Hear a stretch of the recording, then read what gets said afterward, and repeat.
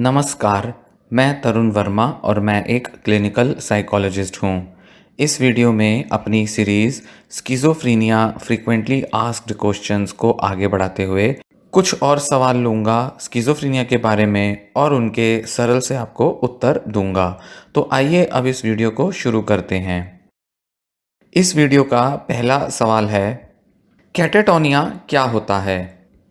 Catatonic behaviour disorganise होने के सबसे एक्सट्रीम पर पाया जाता है और इसमें या तो एक व्यक्ति पूरी तरह से इमोबाइल हो जाता है, मतलब बिल्कुल भी हिलता डुलता नहीं है, एकदम स्थिर सा हो जाता है जिसे स्टुपर कहते हैं, और म्यूट भी हो सकता है, मतलब कुछ बोलता नहीं है, या इसके ऑपोजिट एंड पे बहुत ही ज़्यादा डिसऑर्गेनाइज्ड तरीके से वह व्यक्ति बहुत एक्साइटेड दिख सकता है, बहुत ही ज़्यादा उत्तेजित, गुस्से वाला, एक्साइटमेंट से भरा, बहुत बातें करने वाला और बहुत ही एक्टिव सा बिहेवियर। पर वहीं अपनी मॉडरेट फॉर्म में, या जैसे कहें कि जब वो बहुत एक्सट्रीम नहीं होता, तो कैटाटोनिया के अंदर कुछ ऐसे रिपीटेटिव बार बार होने वाले मोटर मूवमेंट्स होते हैं, मतलब फिजिकल मूवमेंट्स होते हैं, और एक व्यक्ति बोल नहीं पाता, बात नहीं कर पाता जब भी उससे कोई चर्चा करता है या कोई बात करने की कोशिश करता है। कैटाटोनिया का बिल्कुल जो एक्सट्रीम फॉर्म होता है अपने फुल ब्लोन सिंड्रोम के रूप में, वो आजकल बहुत ही रेयरली देखा जाता है। वेस्टर्न नेशंस में अगर देखें, यूनाइटेड स्टेट्स या यूरोप में, तो ये बहुत कम पाया जाता है, पर हिंदुस्तान या कई सारे एशियन या अफ्रीकन कंट्रीज में थोड़ा सा ज़्यादा परसेंटेज में ये देखा जा सकता है, क्योंकि यहाँ समय पर पेशेंट्स को पूरी तरह से मेंटल हेल्थ केयर नहीं मिल पाता, या बहुत लंबा समय जब पेशेंट ने बचपन में या अपनी युवावस्था में बिना इलाज के बिताया हो और उसको सही टाइम पर सही दवाइयाँ ना मिल पाई हों, तो स्किज़ोफ्रेनिया कैटाटोनिया का रूप कुछ मामलों में ले सकता है।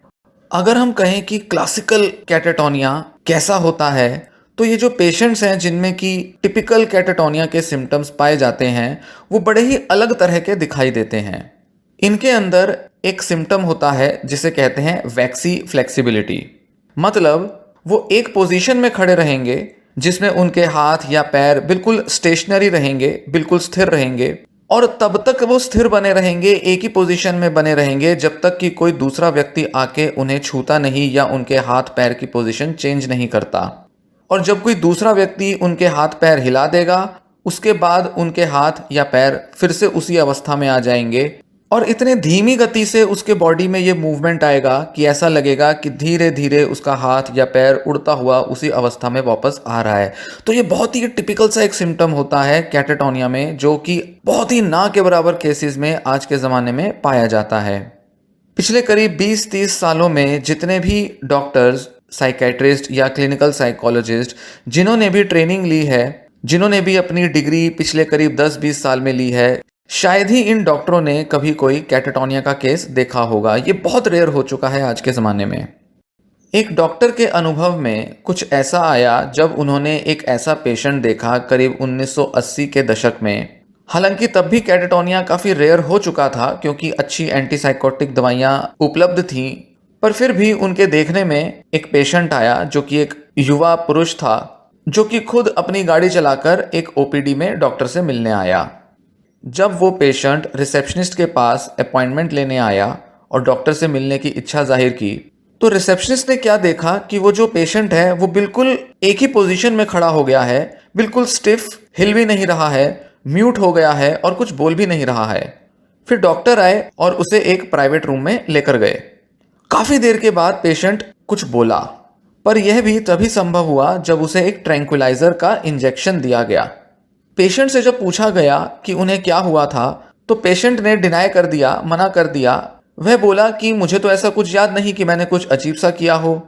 पर एक बड़े अचंभे की बात थी कि वो पूरी तरह से अवेयर था, उसको सब समझ में आ रहा था कि आसपास के डॉक्टर, नर्सेज और स्टाफ कैसे बिहेव कर रहे हैं, पर उसके पास कोई एक्सप्लेनेशन ही नहीं थी कि उसको क्या हुआ है और वो ऐसा क्यों कर रहा है। बस वो अचानक से उस पोजीशन में खड़ा हो गया और डॉक्टर के इंजेक्शन लगाने के बाद ठीक हुआ, तो ही वो बात कर पाया। तो ये जो सिम्टम था ये कुछ इस तरह से देखने में आया। फिर उसके बाद वो फिर से ड्राइव करके अपने घर चला गया और क्लिनिक से निकलते वक्त उसके बिहेवियर में कोई बदलाव नहीं था। पर डॉक्टर का ऐसा देखना था कि जब भी वो पेशेंट डॉक्टर के क्लिनिक में आता था तो ऐसा ही बिहेवियर हमेशा उसका देखने में आता था। इसी तरह एक और डॉक्टर का एक बड़ा यादगार अनुभव था जब वो एक बार ब्राज़ील गए 2001 में, और उन्होंने वहाँ देखा कि वहाँ का जो गवर्नमेंट हॉस्पिटल था वो बहुत ही बुरी अवस्था में था। वहाँ पर सुविधाएं भी नहीं थी, स्टाफ भी पूरा नहीं था, और बड़ी ही बुरी हालत में मेंटल हेल्थ के जो पेशेंट थे उनको रखा जाता था। वो हैरान हुए कि यूनाइटेड स्टेट्स में जो साइकेट्रिक हॉस्पिटल होते हैं वहाँ तो बहुत अच्छी सुविधाएं हैं, पर ये जो डेवलपिंग कंट्रीज़ हैं यहाँ पर साइकेट्री का जो केयर है वो बहुत ही गंदा मिलता है। 2001 में भी उन्हें हैरानी हुई कि पेशेंट्स को बहुत ही पुरानी दवाओं की हाई डोजेस मिल रही थी जो कि यूएस में तो अब मिलनी बंद हो गई थी।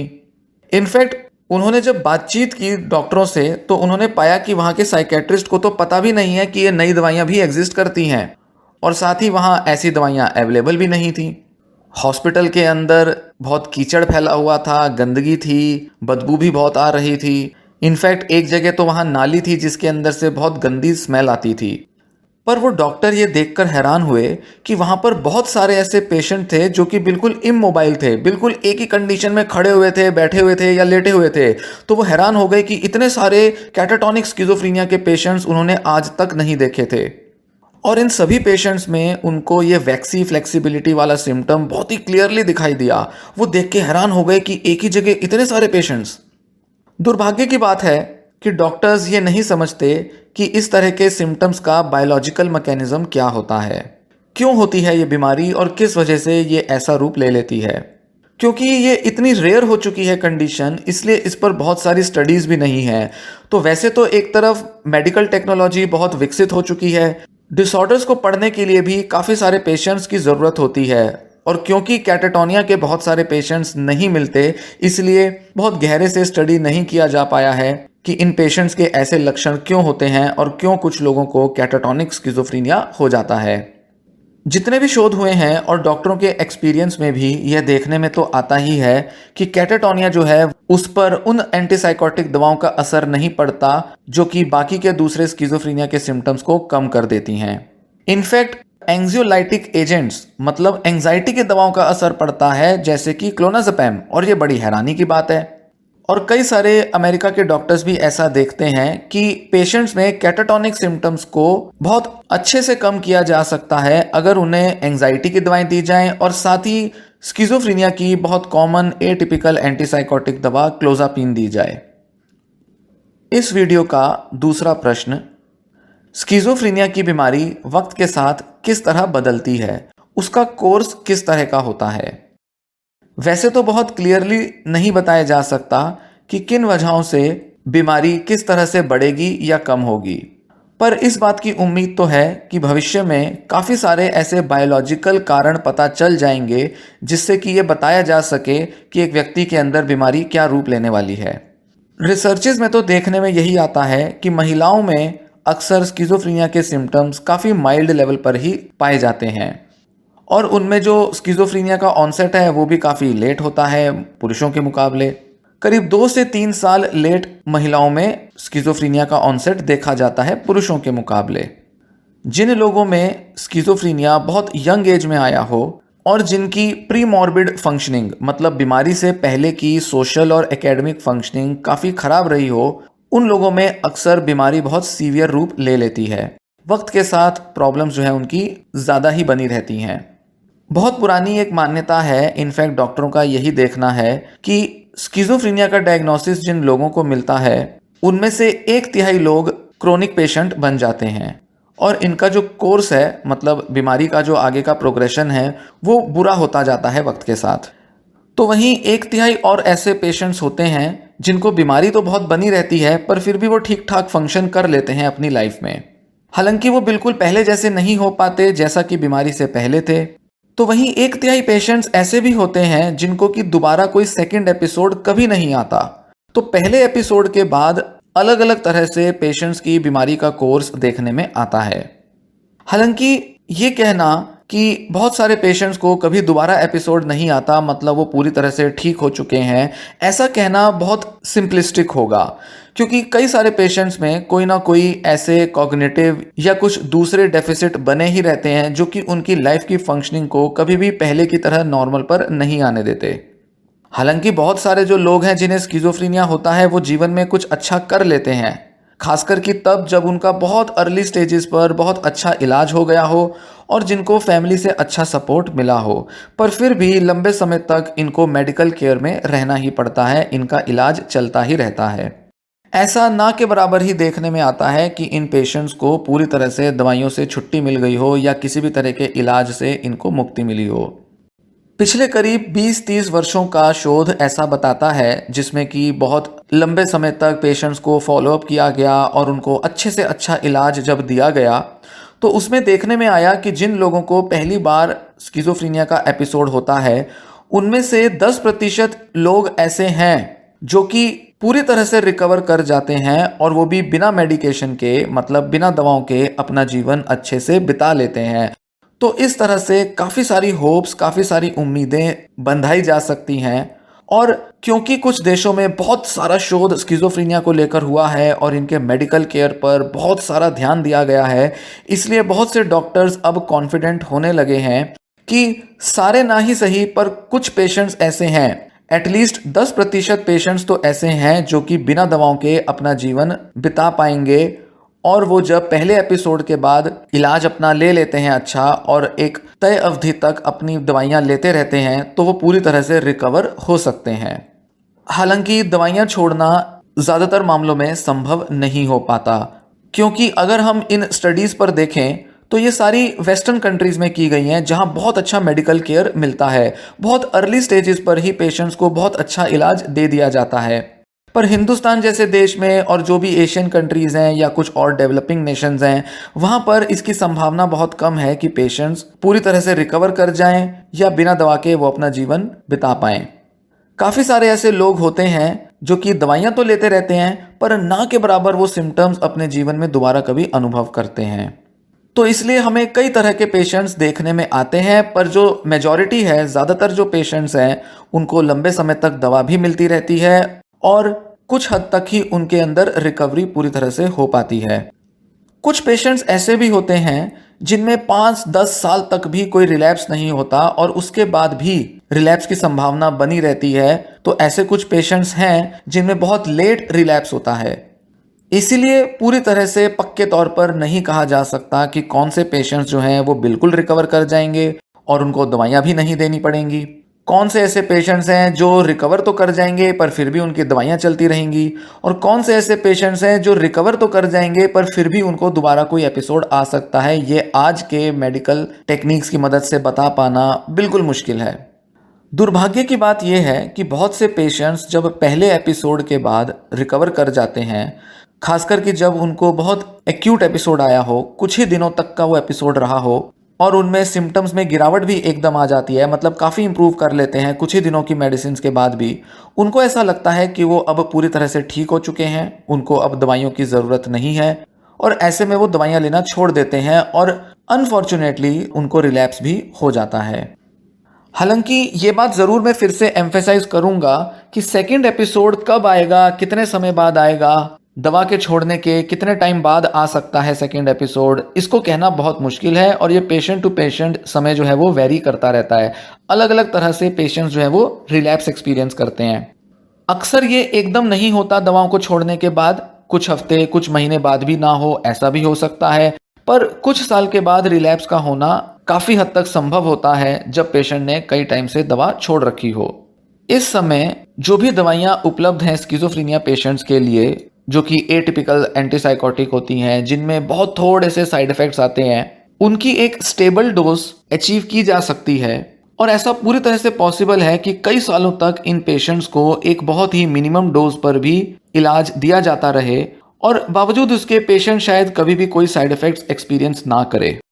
स्किज़ोफ्रेनिया की बीमारी का जो कोर्स है कि वो किस तरह से आगे बढ़ती है, कैसे बुरी होती है या कैसे अच्छी होती है, इसके बारे में अलग अलग धारणाएं मौजूद हैं। और अगर हम America, Europe, Australia, Africa, Asia, इन सभी अलग अलग कॉन्टिनेंट्स महाद्वीपों के अंदर तुलना करें तो हम पाएंगे कि अलग अलग तरह से पेशेंट्स रिकवर करते हैं। जहां बहुत अच्छा मेडिकल केयर अवेलेबल है, बहुत शुरुआती स्टेजेस पर ही पेशेंट्स को अच्छा इलाज मिल जाता है, पेशेंट्स के फैमिली मेंबर्स बहुत अच्छे से बीमारी को समझ जाते हैं, पेशेंट और फैमिली मेंबर्स डॉक्टर्स के साथ ट्रीटमेंट को लेकर काफ़ी कॉम्प्लायंट रहते हैं, शुरुआती स्टेजेस पर ही उनको अच्छी साइकोलॉजिकल काउंसलिंग और थेरेपी मिल जाती है। ऐसे मामलों में चांसेस बहुत हाई हैं कि जीवन भर पेशेंट के जो सिम्टम्स के लेवल हैं वो बहुत माइल्ड लेवल पर ही रहेंगे। पर अगर इस बीमारी का इलाज सही समय पर ना हो पाए, लंबे समय तक पेशेंट को नेग्लेक्ट करके रखा जाए, फैमिली का सपोर्ट ना हो और फैमिली के अंदर बहुत सारे इमोशनल इश्यूज पाए जाएं, एग्रेशन हो, पेशेंट के फैमिली मेंबर्स और पेशेंट दवाइयों और इलाजों पर पूरा भरोसा ना करते हों, तो ऐसे में स्किज़ोफ्रेनिया के सिम्टम्स जीवन भर आते जाते रहते हैं, बढ़ते रहते हैं, पेशेंट की कंडीशन बुरी होती रहती है और पेशेंट को कई बार हॉस्पिटलाइज भी कर देना पड़ता है। एक ज़माना था जब आज की दवाइयाँ मौजूद नहीं थीं, तो पेशेंट्स को सालों साल तक हॉस्पिटलाइज रहना पड़ता था। इनफैक्ट ऐसा भी माना जाता था कि जब पेशेंट को एक बार स्किज़ोफ्रेनिया का डायग्नोसिस मिल जाता है तो वो शायद ज़िंदगी भर अब हॉस्पिटल में ही रहेंगे या फिर उनको बंद कमरों में कैद करके रखा जाएगा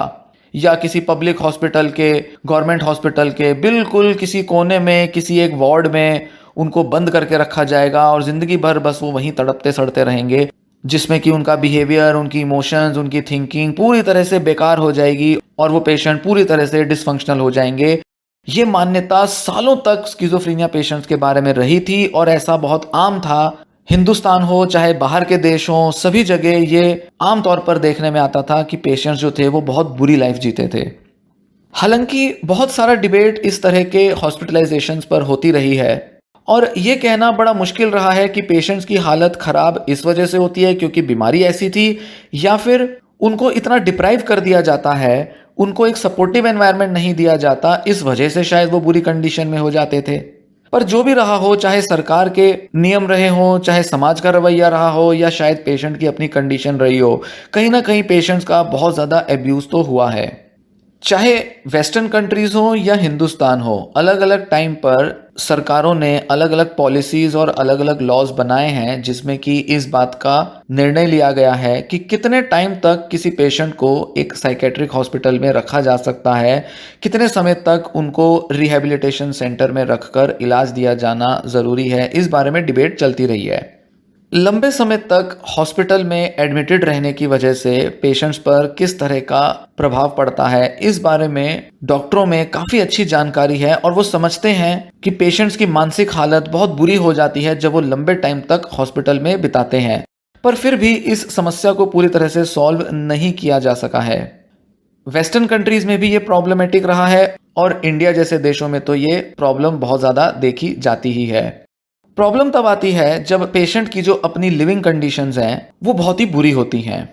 सपोर्टिव नहीं होते घर के लोग, आसपास की सोसाइटी और मित्र लोग भी बहुत ज़्यादा समझ नहीं पाते उनकी बीमारी को। पेशेंट जो है वो अपने समाज में, अपने माहौल में बहुत ही डिप्राइव हो जाता है, अपनी ज़रूरतें पूरी नहीं कर पाता और इस वजह से पेशेंट जो है वो लाइफ में किसी भी तरह से ग्रो नहीं कर पाता क्योंकि सोसाइटी के बहुत ही स्टिग्मेटाइज करने वाले एटीट्यूड्स पेशेंट को अलग थलग ज़िंदगी बिताने पर मजबूर कर देते हैं।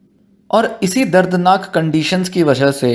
और घर और आसपास के माहौल में बहुत सपोर्ट ना मिलने की वजह से और कुछ हद तक बीमारी के भी बुरा बन जाने की वजह से बहुत से पेशेंट्स जो हैं उनको लंबे समय तक बहुत हाई डोज पे मेडिसिन दी जाती हैं, उनको बार बार हॉस्पिटल में भर्ती किया जाता है और यही सिलसिला सालों साल तक चलता रहता है जिससे कि पूरे परिवार में पेशेंट की कंडीशन की वजह से स्ट्रेस बना रहता है।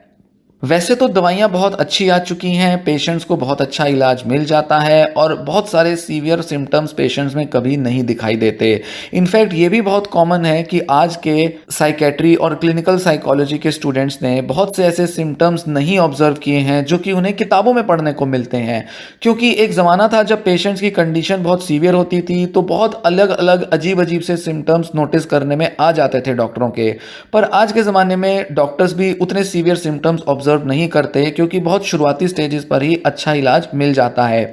पर फिर भी ये कहें कि अब स्किज़ोफ्रेनिया सीवियर नहीं होता तो ऐसा कहना गलत होगा। आज भी ये सीरियस मेंटल इलनेस जो है ये कई पेशेंट्स में उसी रूप में पाई जाती है जैसा कि शायद कई दशकों पहले पाई जाती थी। हिंदुस्तान जैसे देश में देखा जाए तो कई बार सालों सालों तक पेशेंट को और उसकी मेंटल हेल्थ को रिकॉग्नाइज ही नहीं किया जाता और उसे किसी और बीमारी का लक्षण मान के या किसी ऊपरी हवा का असर मान के उसका इलाज जो है वो किसी स्पिरिचुअल, तांत्रिक या किसी ऐसे देसी इलाज से किया जाता है, जिसकी वजह से पेशेंट की कंडीशन साल दर साल बहुत ही बदतर होती जाती है। वैसे अगर देखा जाए तो स्किज़ोफ्रेनिया का जो परसेंटेज है कि कितने लोगों में पाया जाता है वो दुनिया भर में एक ही जैसा देखने में आता है। इनफैक्ट पिछले कई दशकों में उसमें कोई बदलाव नहीं आया। 0.5 1% कुछ इतनी पॉपुलेशन में स्किज़ोफ्रेनिया देखने में आता है। वेस्टर्न कंट्रीज के हिसाब से देखें तो ये नंबर बहुत बड़ा नहीं होगा क्योंकि उनकी पॉपुलेशन कम होती है, पर हिंदुस्तान के हिसाब से देखें तो ये बहुत बड़ा नंबर है। कई लाखों में जाकर ये नंबर जो है ये आता है। हाल ही के कुछ सालों में हिंदुस्तान में मेंटल इलनेस को लेकर और डिसेबिलिटी को लेकर कुछ नए लॉज आए हैं जिनको ध्यान में रखते हुए ये बहुत ज़रूरी हो जाएगा हॉस्पिटल और डॉक्टरों के लिए कि वो पेशेंट का अच्छा केयर दें, पेशेंट्स के अच्छे से रिकॉर्ड रखें और उनका अच्छे से अच्छा इलाज दें ताकि वो सोसाइटी में बेहतर तरह से दोबारा से स्थापित हो पाएं। और शायद आगे आने वाले कुछ दशकों में देखा जाएगा कि ये जो स्किज़ोफ्रेनिया के पेशेंट्स हैं ये सोसाइटी में पहले के मुकाबले ज़्यादा बेहतर तरह से इंटीग्रेट हो पाएंगे, एक अच्छा जीवन बिता पाएंगे, समाज के साथ कनेक्ट हो पाएंगे और कम्युनिटी में इनकी शायद अच्छी केयर हो पाएगी और लोगों में भी शायद इनके प्रति अच्छी अंडरस्टैंडिंग बन पाएगी, ऐसी उम्मीद रखी जा सकती है। आज के हिसाब से देखा जाए तो हिंदुस्तान में मेंटल हेल्थ केयर बहुत बड़े क्राइसिस में है। क्वालिफाइड प्रोफेशनल्स नहीं हैं, कहने को तो अवेयरनेस फैलती जा रही है पर फिर भी बहुत ज़्यादा समझ अभी इन मानसिक बीमारियों को लेकर नहीं है। इनफैक्ट सीरियस मेंटल इलनेसेस को अगर देखा जाए जैसे कि स्किज़ोफ्रेनिया तो एक तरह का पूरे विश्व में क्राइसिस पाया जाता है, जैसे कि एड्स और कुछ दूसरे इन्फेक्शियस डिसीजेज में अक्सर देख लिया जाता है, जैसे कि कोविड में था।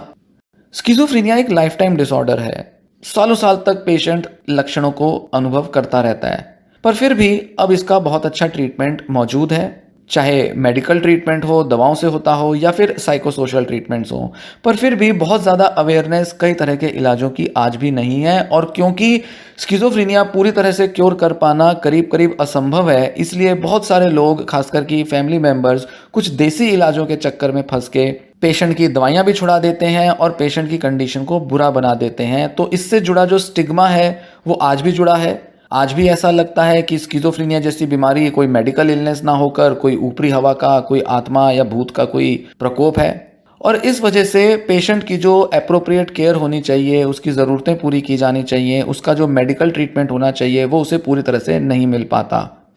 यूनाइटेड स्टेट्स और यूरोप में अगर देखा जाए तो mental health care schizophrenia patients के लिए बहुत बेहतर होता जा रहा है। बहुत अर्ली स्टेजेस पर स्किज़ोफ्रेनिया को पहचान लिया जाता है और उसका अच्छा इलाज कर दिया जाता है। जितने भी वेस्टर्न कंट्रीज़ हैं उनमें अभी यही ओपिनियन है डॉक्टरों का और इस बारे में काफ़ी सारा ऑप्टिमिज्म है कि अगर अच्छे से लंबे टाइम तक पेशेंट्स को दवा दी जाए तो स्किज़ोफ्रेनिया के पेशेंट्स बहुत अच्छी लाइफ जी सकते हैं, प्रोडक्टिव हो सकते हैं, उनके सिम्टम्स भी बुरे नहीं होंगे, वो अपने लिए और दूसरों के लिए मुश्किलें भी खड़ी नहीं करेंगे और बहुत थोड़े से साइड इफ़ेक्ट्स के साथ या ना के बराबर साइड इफ़ेक्ट्स के साथ वो दवाइयाँ लेकर अपना जीवन अच्छे से बिता सकते हैं। और इसी तरफ ज़्यादातर मेंटल हेल्थ प्रैक्टिशनर्स को भी काम करना चाहिए और साथ ही फैमिली मेम्बर्स को भी अवेयर रहना, जागरूक रहना और पूरी तरह से एजुकेटेड रहना स्किज़ोफ्रेनिया के बारे में बेहद ज़रूरी है ताकि सही तरह का सपोर्ट पेशेंट को अपनी फैमिली में भी मिल सके। इस वीडियो के दोनों प्रश्न और उनके उत्तर अब यहीं समाप्त होते हैं। उम्मीद है यह पूरी जानकारी आपको पसंद आई होगी और स्किज़ोफ्रेनिया को थोड़ा और बेहतर तरह से समझने में मदद की होगी। सीरीज़ के साथ बने रहें, चैनल सब्सक्राइब करें और इस वीडियो को दूसरे लोगों से भी शेयर करें। यह वीडियो यहीं समाप्त होती है। धन्यवाद।